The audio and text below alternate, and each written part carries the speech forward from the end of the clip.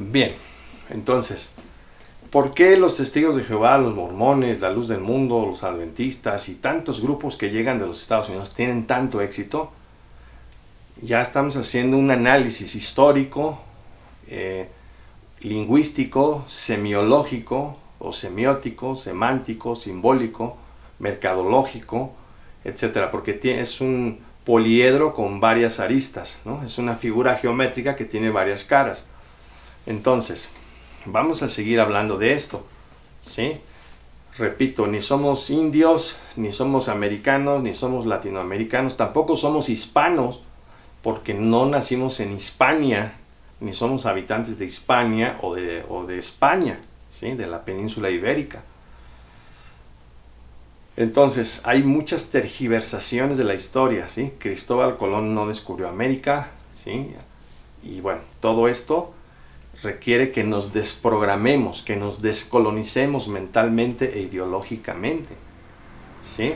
Entonces, la Iglesia Católica Romana durante siglos utilizó los pasajes bíblicos, ¿sí? Para manipular. Cuando dice Jesús, todo lo que ates en la tierra será atado en los cielos, eso lo utilizó la Iglesia Católica para justificar el poder absoluto del Papa, para la venta de indulgencias. ¿Qué era la venta de indulgencias? Pues venderle el perdón a la gente, ¿no? Una persona cometía errores, pecados gravísimos, y para que se ganara el perdón de Dios tenían que pagarle a la iglesia ese perdón o esa indulgencia. Y la Iglesia Católica se hizo rica por la venta de indulgencias. Y no lo digo yo, está en los libros de historia, busquen en los libros de historia, porque hay católicos que se ofenden cuando alguien dice algo similar. Lean los papas malos de Chamberlain, la historia de Marozia, de los Teofilacto, de los Borgia, ¿sí? Si ves, por ejemplo, los tres libros que se llama Historia del Cristianismo Antiguo, Medieval y Moderno, del historiador francés Charles Guignevert, te darás cuenta que la teología de la Iglesia Católica en el fondo está Agustín de Hipona y Tomás de Aquino. Y Agustín de Hipona es un neoplatonismo o la filosofía de Platón, y Tomás de Aquino es un neo-aristotelismo o tomismo, la filosofía de Aristóteles, ¿sí? Entonces, sobre estos dos personajes se fundamenta la teología de la cristiandad. Y las iglesias de la cristiandad, las iglesias protestantes, no se desvincularon de esta teología.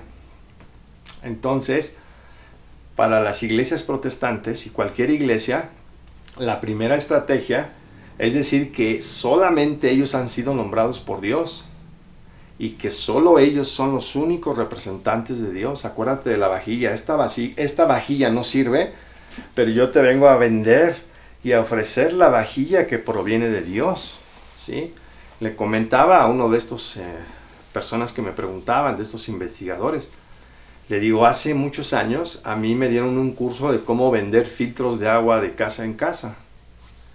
Y tú llegabas a vender filtros y no llegabas y le decías a la persona, mire, le vendo este filtro de agua, cómpremelo. No, porque la persona te iba a aventar un portazo en la nariz y te iba a decir, no me interesa, ¿sí?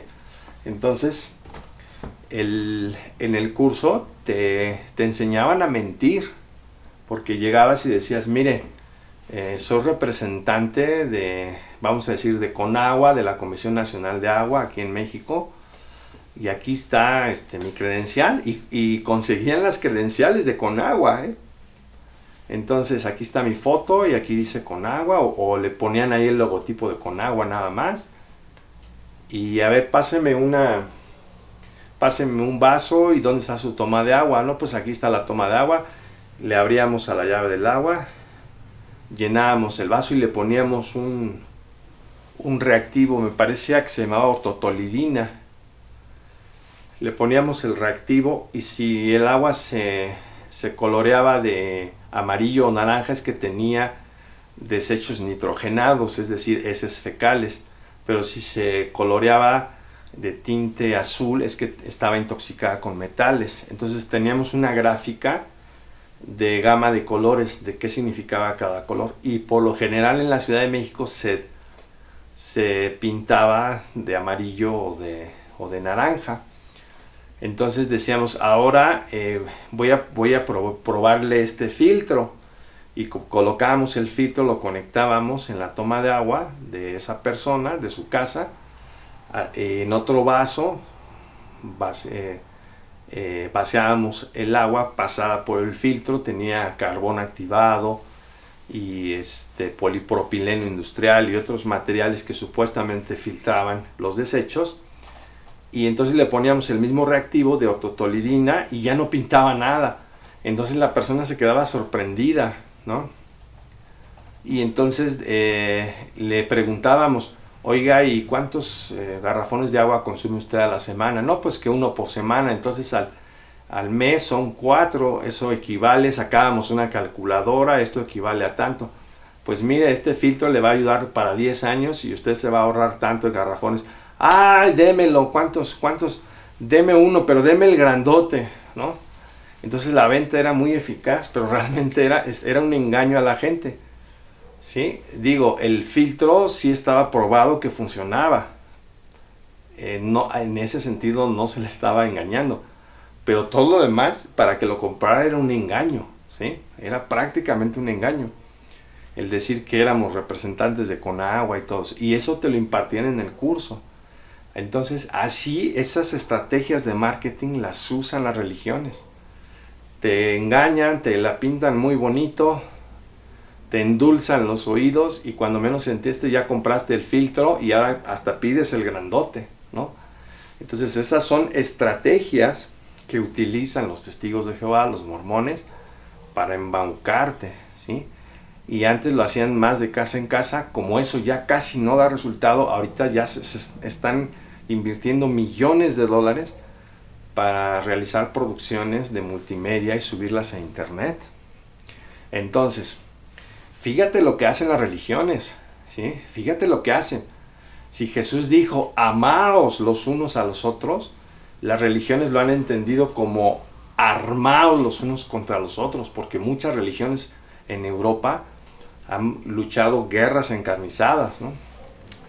Puedes leer el Emilio de Jean-Jacques Rousseau, el filósofo ginebrino, y ahí viene el discurso del vicario saboyano, y en ese discurso Rousseau, este filósofo de la Ilustración,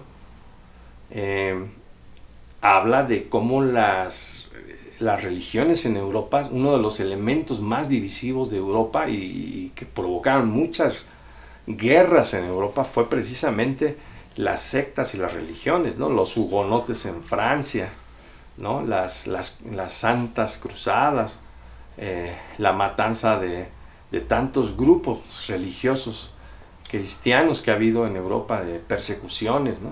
De la Santa Inquisición y tantas cosas, ¿no? Entonces, la historia de Europa está llena de esto. Entonces, cuando Jesús dijo, amaos los unos a los otros, ellos lo entendieron, armaos los unos contra los otros, ¿sí?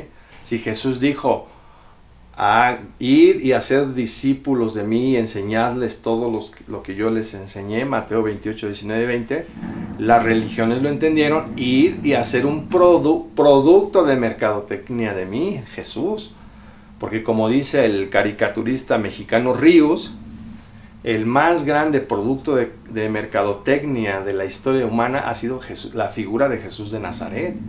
Porque religiones, políticos, gobiernos, sistemas educativos han usado la figura de Jesús de Nazaret para hacer lucro, ¿sí? Para lucrar. Entonces, ¿quieres que algo se venda? Relaciónalo con Jesús de Nazaret, ¿sí?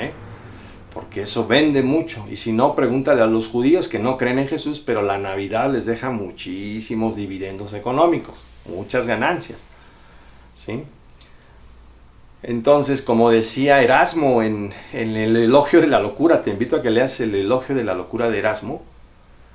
Decía Erasmo de Rotterdam, hace 500 años, fue contemporáneo de Martín Lutero, decía: hay tantas astillas de la cruz de Cristo aquí en Europa que se andan vendiendo como legítimas y que son supuestamente milagrosas, que si las juntamos vamos a poder crear toda una flotilla de miles de barcos, de todas esas astillas de la cruz de Cristo que andan ahí circulando, ¿no?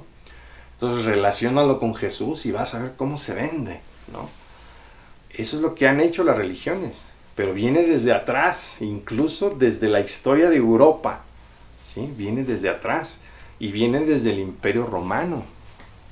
Entonces estos investigadores me dicen: es que esto es maquiavélico. Sí, es maquiavélico. ¿Y de dónde sacó Maquiavelo o Nicolás Maquiavelo todas las ideas de su obra El Príncipe? Porque de ahí viene el término maquiavélico, ¿no? Por Nicolás Maquiavelo. Te invito a que leas El Príncipe de Nicolás Maquiavelo y te vas a dar cuenta de que Maquiavelo se basó en la historia de Roma de Tito Livio, ¿sí? Son varios tomos de la historia de Roma de Tito Livio. Entonces lo que hace Maquiavelo simplemente es reflejar lo que hacían los gobernantes romanos, los diputados, los senadores, los césares. Entonces eso viene desde el Imperio Romano. Porque acuérdate que en el Imperio Romano se decía que el César era el representante de los dioses y que era también un dios.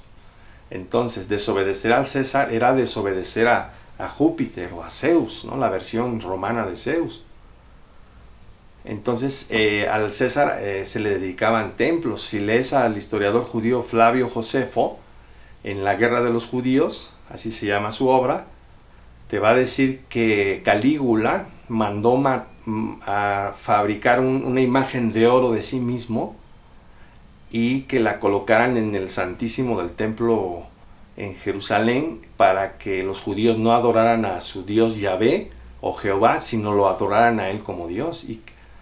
Y si lees el primer libro de los Macabeos en las Biblias católicas, en libros deuterocanónico o apócrifo, así se lo considera, te vas a dar cuenta de cómo Antíoco Epífanes IV también llegó al templo de Jerusalén y trató de hacer lo mismo y empezó a sacrificar cerdos que pues en la Torá o los judíos los tenían como algo inmundo.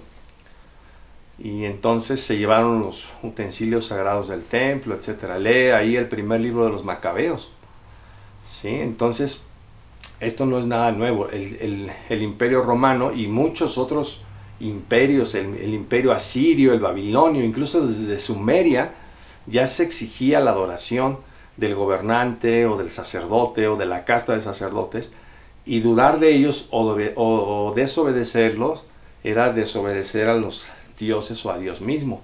Los testigos de Jehová te dicen que ellos tienen un esclavo fiel y discreto, un cuerpo gobernante, y que desobedecerlos a ellos es equivalente a desobedecer a Dios mismo. Esto ya viene de mucho atrás, ¿sí? Y es algo maquiavélico, perfectamente diseñado, porque ya está perfectamente estudiado, ¿sí? Esto no es nada nuevo, no hay nada nuevo bajo el sol, dice el Eclesiastés. Esto está perfectamente estudiado, ¿sí? ¿Por qué los mormones se hacen llamar la iglesia de Jesucristo, de los santos de los últimos días? Para que se te grabe en la mente que es la iglesia de Jesucristo, ¿sí? No es una secta ni un negocio, aunque en el fondo lo es, sino que es la iglesia de Jesucristo, ¿sí? ¿Por qué te dicen que el Papa es el vicario de Dios y de Cristo en la tierra y es vicedios y vicecristo? Lo dice el diccionario católico de Ferrara, porque de esa manera legitiman su poder eclesiástico y tienen un poder absoluto, porque lo que ellos atan en la tierra se ata en el cielo y lo que ellos desatan en la tierra se desata en el cielo. La misma interpretación perversa y maquiavélica de los pasajes bíblicos, ¿sí? Entonces los testigos de Jehová están utilizando estrategias muy similares, ¿sí? Entonces me dijeron estos investigadores, entonces hay un grupo de expertos que las diseña. Sí, son expertos en semiótica, son expertos en psicología de masas, son expertos en comunicación, son expertos en lingüística, expertos en semántica. Dice, ¿y dónde están esos expertos? ¿Dónde estudian? Existen, existen, hay gente que estudió ciencias de la comunicación, hay gente que estudió historia, hay gente que estudió análisis del discurso, mercadotecnia, hacen un collage y esto esta fórmula te la van a vender y vas a caer pero redondito. ¿Por qué? Porque no sabes de la Biblia, no tienes formación teológica, tienes un bajo nivel cultural. Y me dice uno de ellos, de los investigadores que me estuvo preguntando, entonces lo que está sucediendo es que no estamos siendo críticos. Le digo, exactamente, no tenemos pensamiento crítico. No tenemos pensamiento crítico kantiano, porque Kant dice en la Crítica de la Razón Pura que el pensamiento crítico consiste en presentar una ideología ante un tribunal imaginario y presentarle acusadores y también defensores para discernir sus límites y sus alcances. Ese es el pensamiento crítico según Kant. Pero ¿qué sucede? Que en las escuelas, en los sistemas educativos, no nos enseñan a tener pensamiento crítico, nos enseñan a memorizar, ¿sí? A memorizar. Entonces, si nos dicen en tercero o quinto de primaria, la suma del cuadrado de los catetos te da igual a la hipotenusa, puedes pasar el examen con 10 porque lo memorizaste, pero no lo comprendiste. Yo le pregunté a profesoras en los Estados Unidos, ¿sí? A profesoras y profesores de escuela primaria y secundaria, quién fue Pitágoras, no sabían. ¿Qué significa la palabra teorema? No sabían. ¿Qué significa la palabra cateto? No lo saben. ¿Qué significa la palabra hipotenusa? Tampoco. Pero sí obligan a los niños a aprenderse que la suma del cuadrado de los catetos te da igual a la hipotenusa y que eso se llama teorema de Pitágoras. Entonces los sistemas educativos son absurdos, ¿sí? Porque no te enseñan a pensar, no te enseñan a disfrutar el aprendizaje, sino te hacen del aprendizaje una experiencia tormentosa. Y de esto hay muchos estudios de filosofía y sociología e historia de la educación.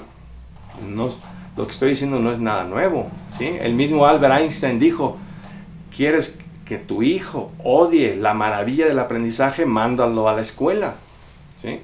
Entonces los sistemas educativos no nos informan, no nos educan, ni tampoco nos forman.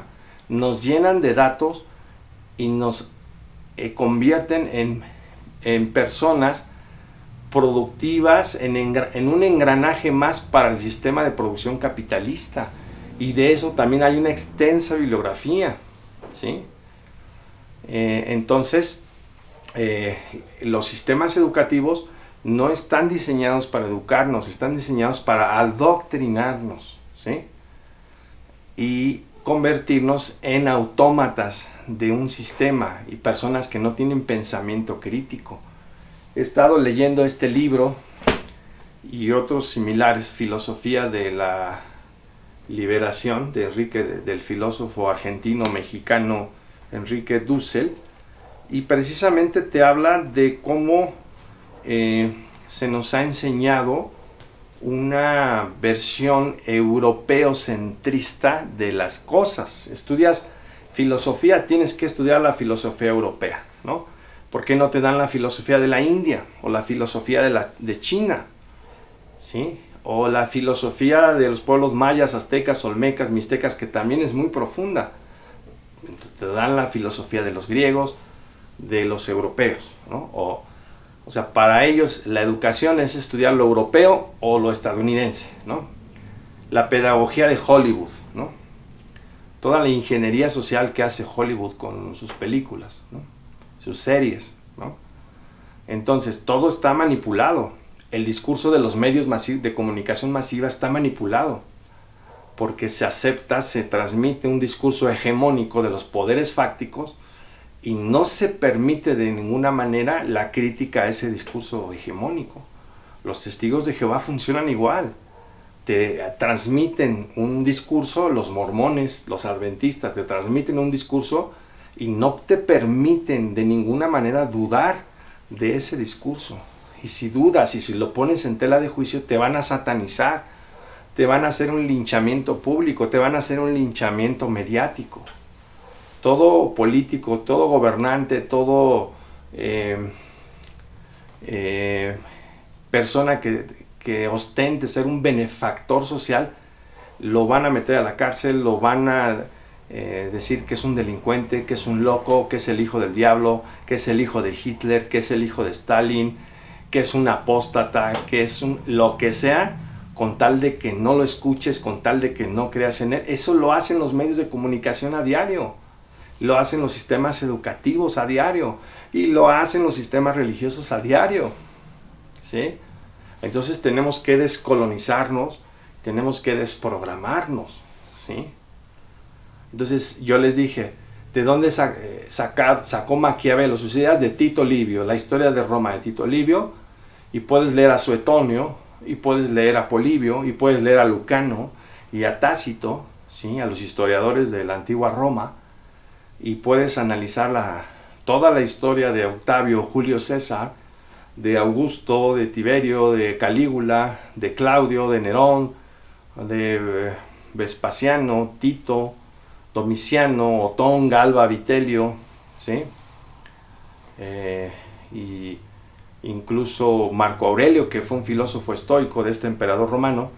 Puedes leer toda la historia de los emperadores romanos y ahí está el caldo de cultivo de las ideas de la Iglesia Católica, que después las iglesias protestantes y las sectas las estudiaron muy bien, las copiaron a su manera y por eso tienen tanto éxito. Pero te están manipulando, porque reitero, ellos no te venden el evangelio, ellos no te venden la Biblia, te venden su interpretación maquiavélica, manipulada de las escrituras, ¿sí?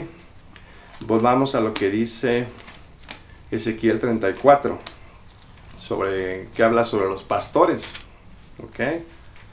Dice de la siguiente manera: por eso, pastores, escuchad la palabra de Yahvé, lo juro por mi vida, oráculo del Señor Yahvé, ya que mi rebaño ha sido expuesto al pillaje hasta convertirse en pasto de todas las fieras del campo por falta de pastor, ya que mis pastores no se ocupan de mi rebaño, sino que se apacientan a sí mismos y no se ocupan de mis ovejas. Tendréis que escuchar, pastores, la palabra de Yahvé. Esto dice el Señor Yahvé: aquí estoy yo contra ustedes, pastores, reclamaré mi rebaño de sus manos y no les dejaré apacentar mi rebaño. Así los pastores no volverán a apacentarse a sí mismos. Yo arrancaré a mis ovejas de su boca para que ya no sean su presa. ¿Sí? Las arrancaré para que ya no sean su presa. ¿Ok? Entonces, los testigos de Jehová, los mormones, los adventistas, la iglesia católica, la iglesia organizada que quieras, y más si procede de los Estados Unidos, ten mucho cuidado porque puede ser una presa. El problema es que te vas a dar cuenta 10, 20 o 30 años después, ya que hayas dedicado todos tus recursos, tu vida a esa secta, ¿sí? Porque eso es lo que dice el Señor Yahvé: aquí estoy yo para cuidar personalmente de mi rebaño y velar por él. Como un pastor vela su rebaño cuando se encuentra en medio de sus ovejas dispersas, así velaré yo por mis ovejas. Las recobraré de todos los lugares donde se habían dispersado en día de densa niebla. Las sacaré de en medio de los pueblos, las reuniré de los países y las conduciré de nuevo a su suelo. Las pastorearé por los montes, por los barrancos y por todos los poblados de esta tierra. Las apacentaré en tiernos pastos, y su majada estará en los montes de las cumbres. Allí reposarán en buena majada, y pasarán pingües pastos por los montes de Israel. Pingües significa bonitos, ¿no? Grandes. Yo mismo apacentaré a mis ovejas, y yo las llevaré a reposar. Oráculo del Señor Yahvé: buscaré a la oveja perdida, haré volver a la descarriada, curaré a la herida, confrontaré a la enferma, pero a la que está gorda y robusta la exterminaré, la pastorearé con justicia. Entonces, ¿qué es lo que han hecho las religiones a nivel histórico, a nivel nacional en México y en muchos otros países? Son lobos con pieles de oveja, lo dijo Jesús, ¿sí? Entonces debes tener mucho cuidado, porque los testigos de Jehová y los mormones, ¿no? Y los adventistas y la luz del mundo no te van a enseñar la Biblia, te van a enseñar su interpretación